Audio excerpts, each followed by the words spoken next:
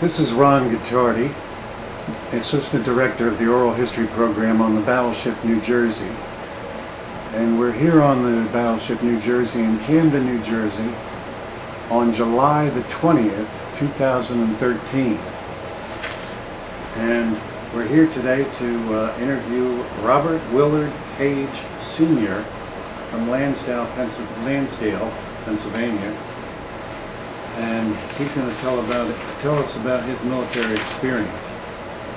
And did I say your name right, Bob? You said my name right, and okay. It's minimal experience too. Okay. And you were in the Marine Corps, is that correct? And then later the Army? Yes. Is that right? Okay. I hate to admit it, yes. All right, tell us briefly how you first got into the Marine Corps. First of all, your age is? Right now, I'm 85. I'll be 86 next month. Okay. In August. Okay, very good. And tell us, start by telling us how you got into the Marine Corps. How old were you? Well, I was 17. Actually, I had quit high school 2 months early, and I did get my diploma though. They did that during World War II. The war was still on when I did join the Marine Corps. What was the approximate date when you enlisted? March 30th, 1945. That's pretty approximate. That's pretty approximate, yeah.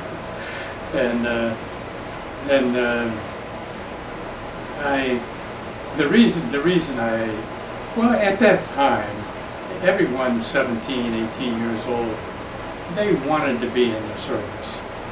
And in my case, I had two brothers that were already in the service, one in the Army and the other in the Air Force, or one in the Navy too, I'm sorry. But in any event, everyone was gung-ho to go in. I was no different than the rest of them. So, what made you pick the Marine Corps? I had a friend in high school. The two of us put together. We joined the Marine Corps, and for some reason, we just decided the Marine Corps is what we wanted. And you figured you were joining to fight, and the Marine Corps was probably a good place to do it, right? Very definitely, yes. I mean, we really wanted to go in, and in those days, in those years rather, 17, 18, nothing's going to happen to you, you know. You figured you were going to live forever. Absolutely. So where did you go for your basic training? Down Paris Island, South Carolina. We went down to Paris Island. And then after that, where were you assigned? After that, we went up to Camp Pendleton. And I was at Camp Pendleton, and at that time, the war in Europe was over in April, and but it was still going on over in Japan, and everyone figured that, everybody was training for the big push, the big invasion of Japan, and that's exactly what we were doing, and that's what we thought. So, and that was keeping us going. Then while we were over there at Camp Pendleton, not Pendleton, there's my problem. Paris Island? No, we left Paris Island. Went to Camp Pendleton's out on the west coast. Right. That's where we disembarked to go over to Japan when the war was over. Lejeune, Camp Lejeune. It's Camp Lejeune we went for our final phase of training prior to going overseas. And we were there when they dropped the bomb, and then subsequently, a few days later, the war was over. And I'd say within 3 or 4 days, we were on a troop train on our way to Camp Pendleton. And when we got to Camp Pendleton, of course, it didn't take us very long. We were on a ship, and then we were on our way over. And we went over. Crossing the Pacific then. Yeah, the war was over. The war was over, but they still were sending you. Yeah. As a matter of fact, we were the first ship to go over that didn't have to zigzag. And once they cleared the submarines and made sure that the Japanese knew, all the Japanese knew that the war was over, they discontinued the zigzagging. Unfortunately, it worked. But, and then we landed in... How did that make you feel that they were still sending you overseas even though the war was over? And we were, I'll have to be honest, at that time, not today, but at that time, we were very disappointed that the war was over. Oh, really? Yeah, definitely not today.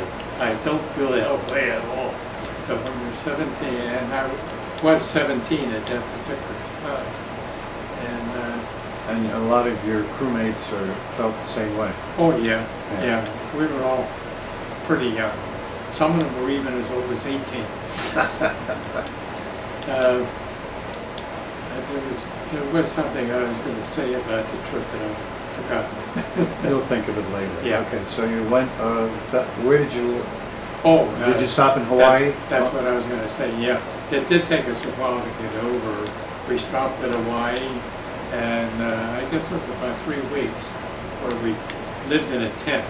It wasn't that perfect Hawaii I always thought Yeah, but you about. had the Hawaiian weather and all that, right? Well, the weather, yes.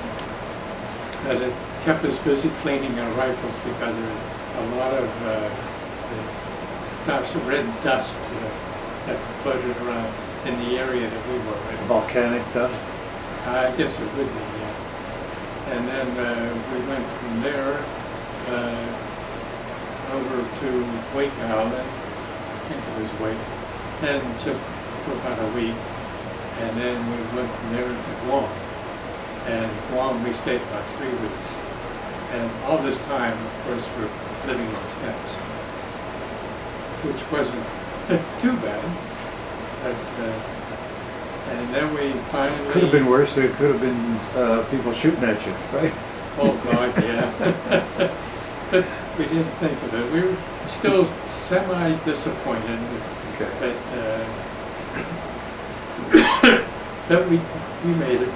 And we ended up down in Nagasaki where the second A-bomb was dropped. And did you see some of the bomb damage? oh yeah, very much so. As a matter of fact, I took a Jeep ride right through the center of where the bomb was dropped. And everything in that area was pretty well leveled. Actually, Nagasaki is in kind of a dish. There's mountains all the way around it. So it was, the damage was, I guess you could call it limited to an area, not was confined. the damage was total though.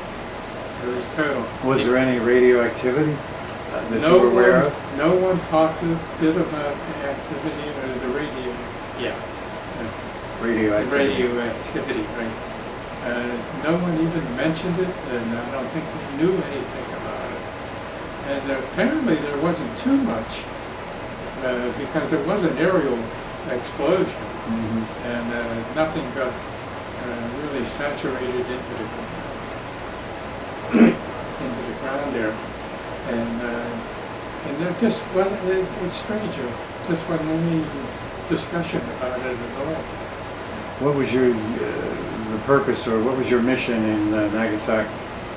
Well, in Nagasaki, we were still in a holding company to be assigned. We weren't assigned just yet. And while down there, they had asked for volunteers for sea duty to replace some of the seagoing Marines on the larger ships. And that's another thing. I got seasick in just about every ship I was on. And for the life of me, I don't know why I volunteered. So, but anyway, I did it. And how did your Marine friends feel about that? I mean, a lot of my Marine friends tell me that sea duty was second-class duty to a Marine. But how did you feel about it, and how did your friends in the Marines feel about it? No, actually, as far as sea duty is concerned, well, number one, I'm short. I would never have been able to go to sea seagoing school, and that was out in the Camp Pendleton area too. And I would never have qualified for it because I was always too short for it.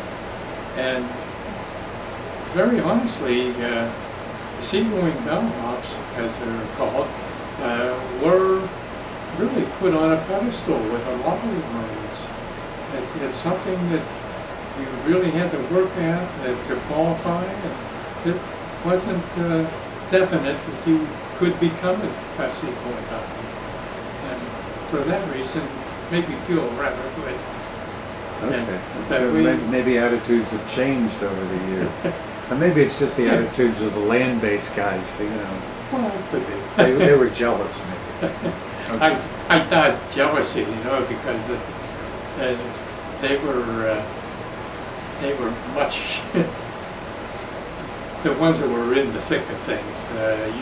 You can't shortchange them, not at all. Not at all. So was your first seagoing assignment the New Jersey? Yes, we took a train ride from Nagasaki all the way up to Tokyo Bay, and then we got aboard the Battleship New Jersey up in Tokyo Bay, and that was in, I think that was October, latter part of October of 1945. And the actual truce was signed by the Missouri, which is a sister battleship, and everyone thought the New Jersey should have been it. And after I heard the history, yeah, the crew of the New Jersey certainly felt it should have been them. Yes, they definitely. But they understood the political reasons for selecting the Missouri. That's true. So when you first were assigned to the New Jersey, did they assign you a buddy to show you around the ship? Not particularly. You had the officers and the corporals, these non-coms there, to make sure that you towed the line, and knew what to do. What was your rating? At that time, it was a PFC. Okay. And that was the most I got because I didn't stay in that much longer. But, so what were your duties aboard the battleship? it was primarily just to walk the deck at night up in Tokyo Bay. As a matter of fact, I had the duty Christmas Eve of 1945. I'll never forget that. And then you had various duties. Like one of my duties at one time, of course, we exchanged from time to time, but I was up on the bridge right outside the captain's door, and I recall that the first time up there, I had to wake the captain up in the morning. Was this when you were at sea or in port? At sea. Yeah, because he has two. Although we were in Tokyo Bay, we occasionally did go on and maneuver. Okay. The captain had two cabins, an in-port cabin and a sea cabin. Yeah. The sea cabin was right behind the navigation bridge. Okay. And that's the one you're referring to? Yes. Okay. That's correct. And I can remember going in, shaking in my boots because I was going to wake up the captain. There again, age. That's okay. Do you remember his name? Okay. Honestly, I don't. That's okay. I should remember too, but I don't. Yeah. Was it Snyder? No, I'm not sure. Okay. I'm not sure either. I should have boned up on it. When you first saw the Battleship New Jersey in Tokyo Bay, obviously its size must have impressed you. What else? Anything else? Well, I was glad I was going on it because one of my friends had gotten on one of the cruisers up there, and prior to being assigned to the New Jersey, I had visited him on the cruiser, and boy, I thought that was a big ship. And then when I did find out I was on the Jersey and took a good look at it, it was a much larger ship. So it made me feel better. And I'm thinking of all the times I had gotten seasick in the past. But on the Jersey, I never did. You never got seasick on the No. New Jersey? Oh, No, it plows through the Yeah. water. It doesn't go up and down. It takes a pretty good seas to rock this boat. It does. It's pretty big. It's just just going back and forth on a slow base, so it doesn't bother me at all. And for How long were you on the New Jersey? I was only on there for a total of 5 months, Mhm. and as I mentioned, we took just a couple of cruises around the Japanese waters and what have you. And then when we did come back, we had something like 1,000 people that were rotating back to the States. Come back to... On the Jersey. Well, you Yeah. came back to Tokyo Bay? Where did you pick these guys well, up? we were in the Bay. We were the flagship for the that kind The of fleet, yeah. for the fleet. And the Iowa is the one that Who was the replaced admiral us. then? Was Halsey the admiral then, or was it somebody else? You don't remember. It's all right. Just, Okay. just keep in mind, I'll be 86 next month. It's okay. And my memory is not too sharp. That's okay. But What do you remember good about the New Jersey? For example, the food. How was the food on the New Jersey? all the food was exemplary. No qualms It was about that. better than Marine Corps rations anyway, right? Oh yeah, yeah. And we always did eat very, very, very good. And what'd you do for entertainment while you were Well, aboard the New Jersey? The biggest entertainment they had were movies out on the fantail. They up against one of the 16-inch guns, whatever you call them now, and they had the screen there. And what they would do for entertainment and movies, to get new movies, they would work with other ships in the bay, and we would transfer them back and forth. Or other ships that maybe when we were out, they would be close by. They would communicate and find out what shows that they had and what we had. If we liked what they had and they liked what we had, You negotiated and we exchanged. arranged to run a line over to them and bring them back. Just for the movies, did you Just do? for the movies. That's pretty good. Just for the movies. And that was the primary entertainment program. And a lot of things do seem hazy to me, though. It's okay. Do you remember any of the movies that you saw? Oh, no. No, I don't. Did you have any entertainers visit while you were on the New Jersey? Not on the New Jersey, no, that I can recall.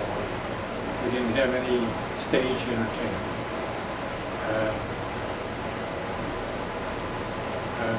That's when I was in the Army later on. You had some entertainment there? Not on the ship, but when I was in Tucson, over Korea.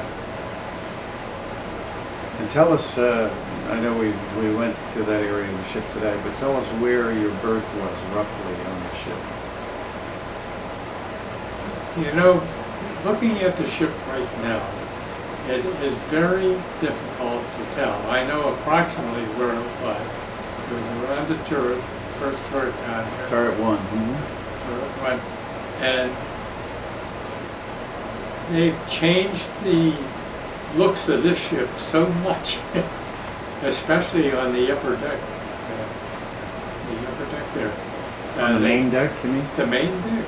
Yeah, they took all the 20 millimeter. Oh yeah, all the anti-aircraft guns Yeah. came off, and they took up a lot of space on the ship. Yeah, And there was a lot of crew for those anti-aircraft guns. absolutely. And even some of the quad 40s they have removed. But what they replaced We wouldn't need those other small guns anymore. I mean, it's really Well, Good. tell our audience where your berth was roughly located. We went there today. yeah. It was down on the first deck below, and Deck 2. and we had it. It was intermixed with the you say number one turret. Number 1 turret. Yeah. Which side of the ship was it? It was on the port side. On the port side. Port side, and well, it was very limited space though. How many berths were in that area where you slept? Were there a lot?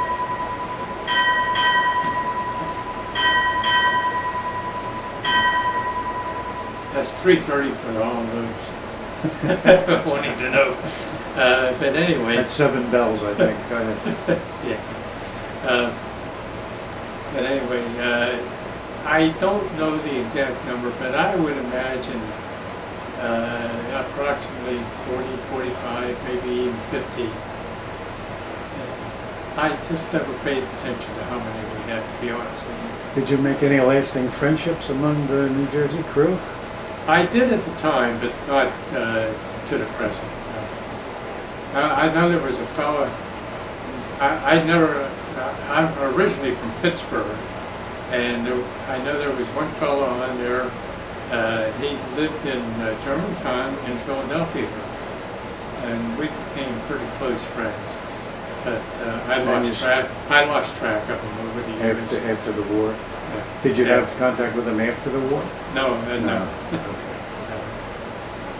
All right, so then what happened? How did your New Jersey assignment end then?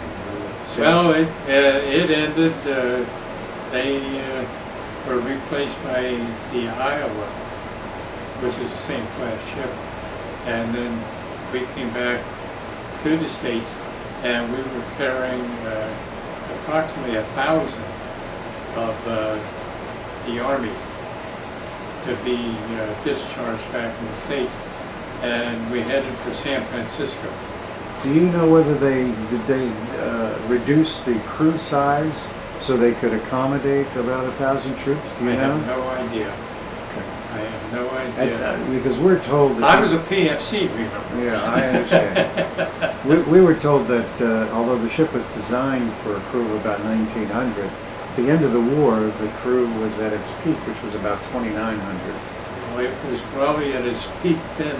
Okay. I mean, with these guys. Yeah, after the war, they reduced the crew size considerably because they took all the small guns off, and the big guns were much more automated, so they didn't need as much crew. I'm sorry, go ahead. And actually, on the trip back, we did not intermingle with the Army at all. Not because we were Marines and they were Army. It's just that we never had the opportunity. How did you get along with how did your Marine buddies get along with the Navy guys on the ship?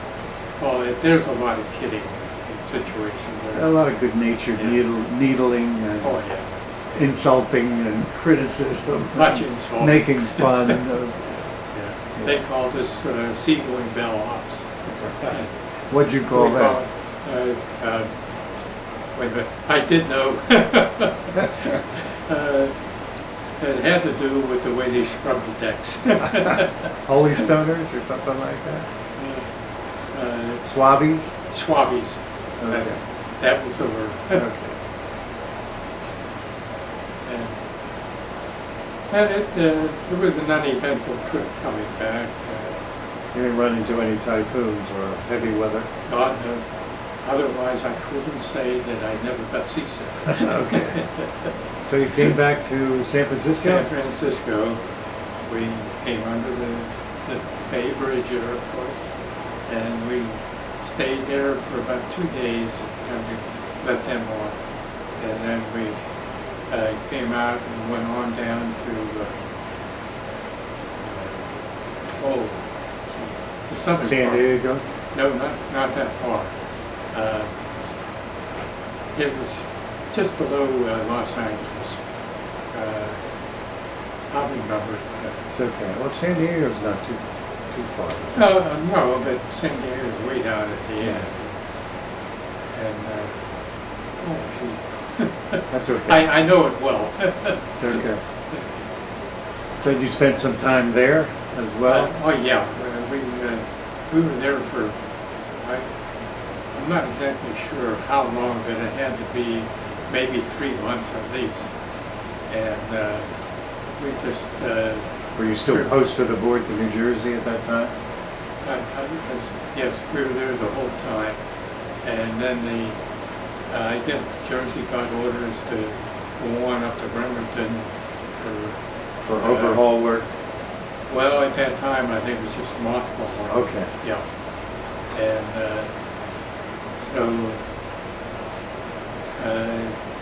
then when I had joined for the duration, that's why I didn't have to stay in the 4 years with the Marine Corps, which was a blessing at that time too, to get out. Because they were retiring the New Jersey, you got out early, is that it? Not early, but it just so happened that Jersey was available there to come back just about the time, and when I come back, then I was transferred to another area, up to Lakehurst, as a matter of fact, Lakehurst, New Jersey, and that's where I was eventually discharged from. So you served less than the full 4 years? Oh, absolutely. How much? It was probably 17 months, about half the time. About a year and a half, a little more than a year and a half. But I made up for it when I joined the Army later on. Okay, so tell us about that. You left the Marines, and then what did you do? Were you thinking re-enlisting then, or were you ready for civilian? No, I had no thoughts of re-enlisting. And I wanted to go back to school, so I did go to night school for the first year I was back home. Made up a few credits, and then I went out to the University of Pittsburgh, where I lived in Pittsburgh, and that's how I got into the Army.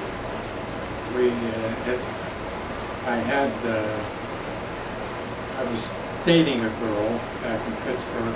I met her in high school in the 12th grade, just before I left to go into the Marine Corps. And so we kept in touch with each other, and we got pretty thick. And then when I started to college, I went into the ROTC for 2 reasons. Well, I guess it's one really, to get some money, because we decided we were going to get married within a year, which we did at the beginning of my second year.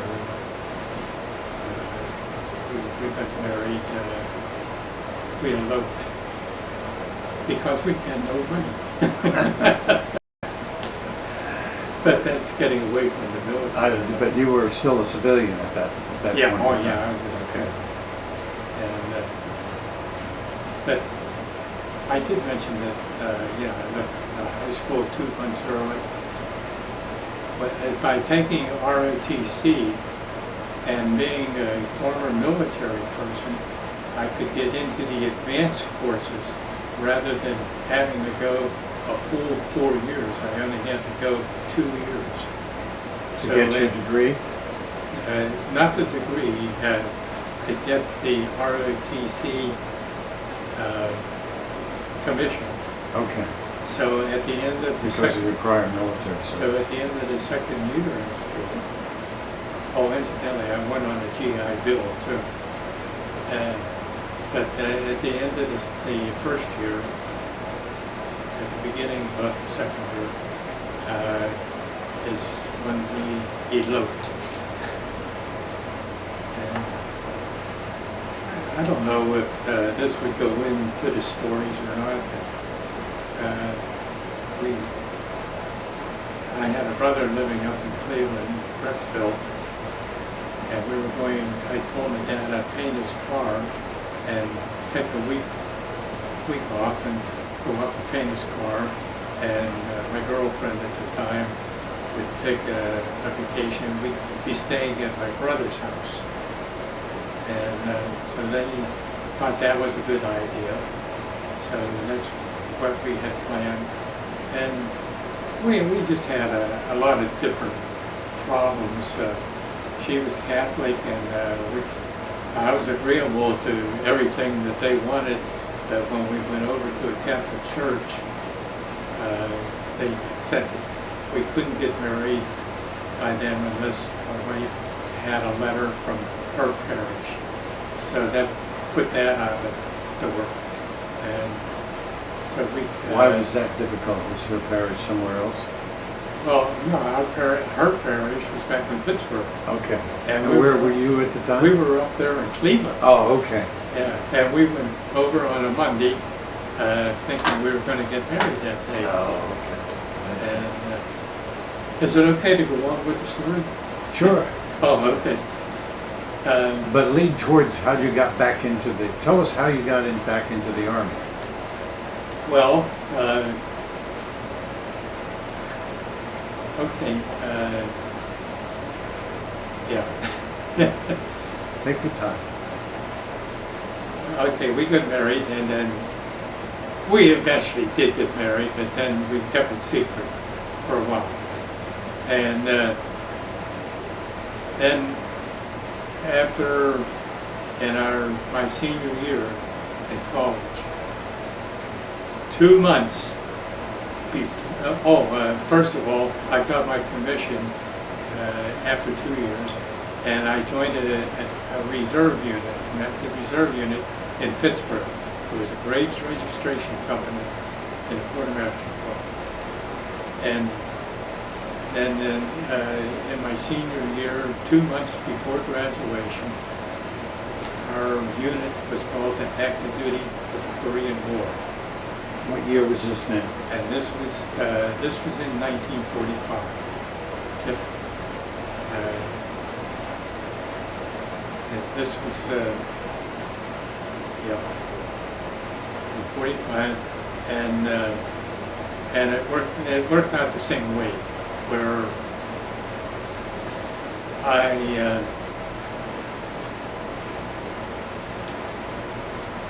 got into this, we were called to active duty, but I did get credit for the final 2 months because my grades were okay.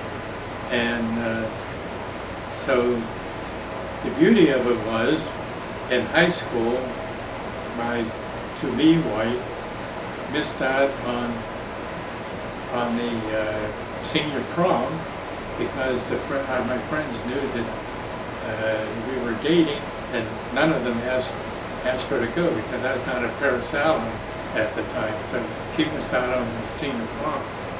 And then in college, same thing happened, but it wasn't as grievous as it was in the high school, really, the senior prom.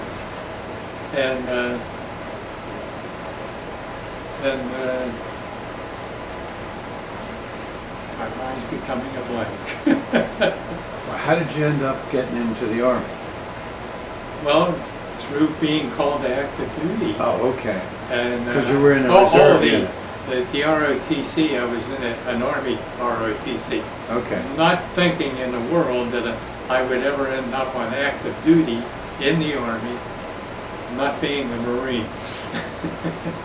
And then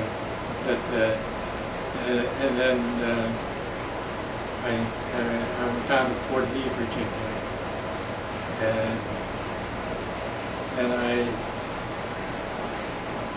somehow or another I got split out of the unit that I was in, and I was sent overseas, and I ended up in Korea for a year. For a year. And then after the year, I was able to transfer over to Japan and have my wife, and at that time we did have one child, and he was 3 years old. and they were able to come over to Japan. And so we lived for a year in Japan, in Tokyo. Well, that must have been fun. Yeah, in Tokyo. And you were still in the Army at that And time? I was in the, oh yeah, I was in the Army. How long did you serve in the Army? 3 years. 3 years. 3 years in the Army. And So compare the Army to the Marine. You're one of the few guys Well, that can I'll give us put direct it, experience. I'll put it this way. Spirit-wise, Marine was the best. It was the best you could get. For living the best, the Army was the best. Living in what way? Well, Give us some examples. okay. Well, I was a PFC in the Marine Corps. In the Army, I ended up being a first lieutenant. I figured the ranks were about equal, but still I had more privileges in the Army. Okay. That's the key. one being enlisted, one being Officer versus officer. enlisted. That's a big difference right there. Considerable. Not from prestige now. I don't mean it that way at all. I mean from the way you're treated and the way you live. And the privileges that you get. Yeah.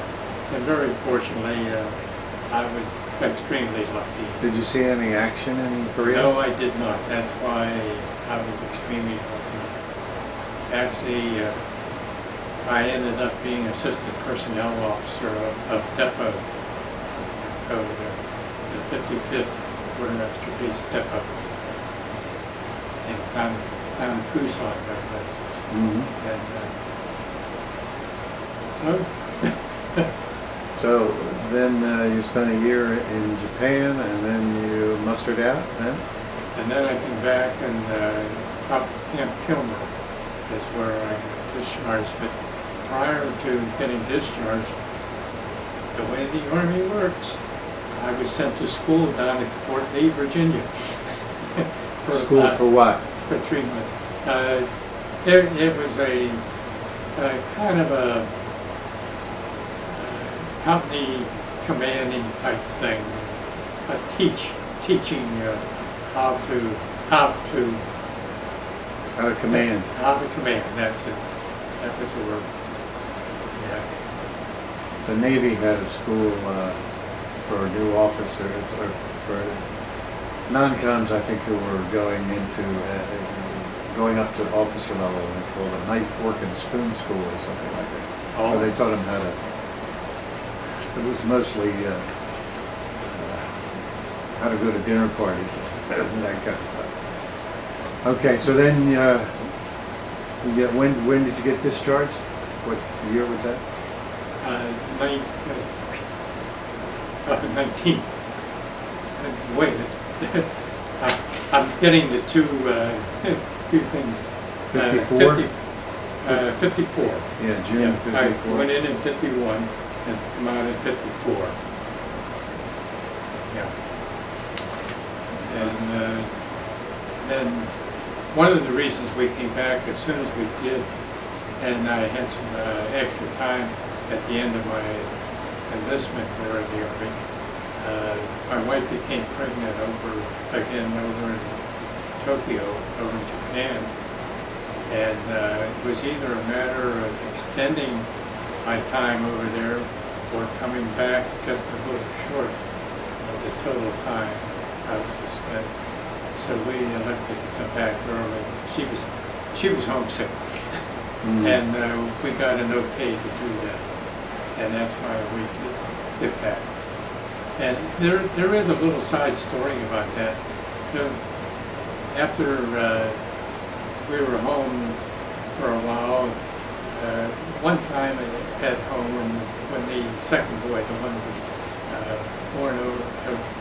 born here, but the one she was pregnant with when she came back, we were home one day, and I guess he was about, I don't know, a year and a half or so old when they started walking, and he just happened, we had company, and he just happened to walk under the kitchen table without having to duck his head.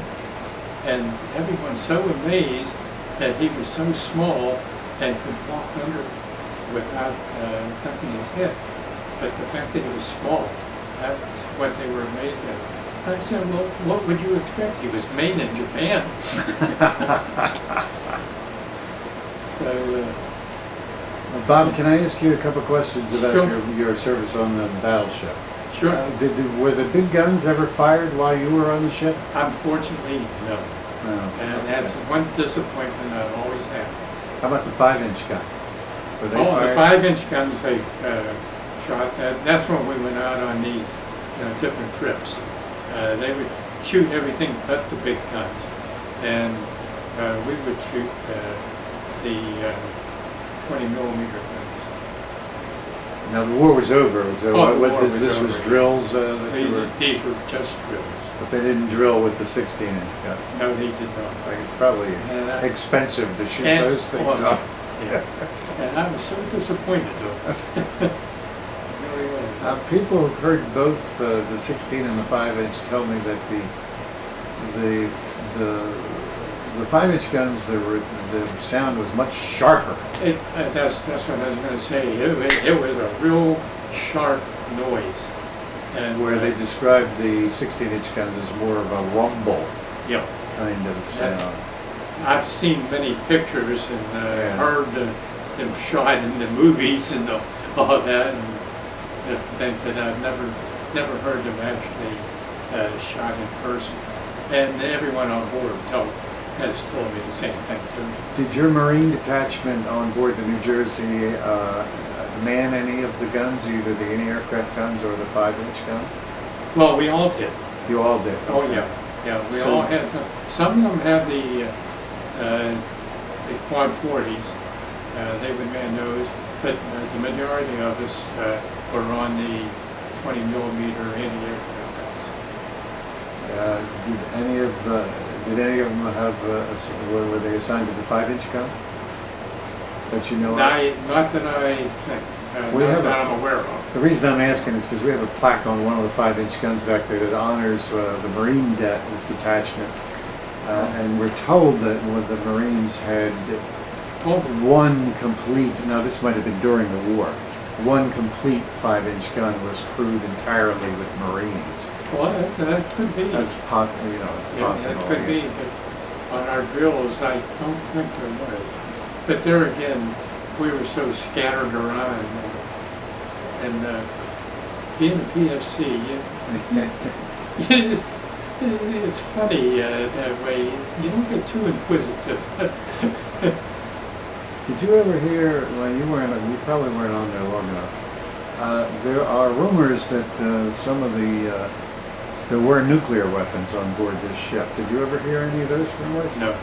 It was probably later. It was too early. Oh yeah, when you were there. Not at the time I was only on the ship here in 1945. Yeah, it was Yeah. too early. It took some time for them to develop the weapons for likes of this ship. And then we're told that the Marines had responsibility for security of the nuclear weapons Well, that would be one of the jobs they would have if there were anything like that on the ship. Yeah, in the back corner of the wardroom where we were earlier is the armory, and we're told the Marine detachment had responsibility for that. I never had duty back there, and So you know. so I couldn't comment on that. And earlier we talked about what was this approximate size of the Marine detachment when you were aboard? I was guessing. You had asked me that question earlier today, Right. and I was just guessing because I had heard it mentioned that the approximate size of those places was about 60, and I think I mentioned to you about 55 or 60, something like that. But I don't. I'm not sure that it was that large. It could have been, but I don't know. I really don't. Well, my research indicates anywhere from 35 to 85, but it really probably would depend on what needed security. You know, when it was a flagship and there was an admiral on the Yeah. staff on, Well, probably needed 60 more. might be right then. More security. When there were nuclear weapons on board, probably needed more security. So, you know, that's probably how. I'll tell you, it did seem like there was a heck of a lot more Marines there than it indicated, that I saw when I went back through the bunk area. I don't see how in the heck we could all live. Yeah, we have to. There's a Marine exhibit area too now. I don't know whether you saw it. It's down back near the mess area. Bob, is there any other stories that you'd like to tell us about that I haven't questioned you about, either in your Marine service or in your Army service? I'll tell you, I don't know what it is. It's probably my age more than anything else, but I just draw a blank on so many things anymore. I really do. But I just feel that I'm probably one of the most fortunate military persons in the world for where I was, what I did, and no danger to speak of. Okay, well then I think we'll wrap up. We appreciate your coming aboard today, Bob, and spending some time with us, telling us about particularly your service aboard the New Jersey. This tape will become part of the archives of the Battleship New Jersey and also go to the Library of Congress. And we're also working out a deal with the State Museum in Trenton, where they may make the tapes, the recordings available to the public as well, either in the library or online. So with that, we're going to wrap up. Our narrator today telling us about his military experience is Robert Page Sr. We're aboard the Battleship New Jersey. It's July the 20th, 2013. And this is Ron Guittardi, Assistant Director of the Oral History Program on the Battleship New Jersey, and we're signing off.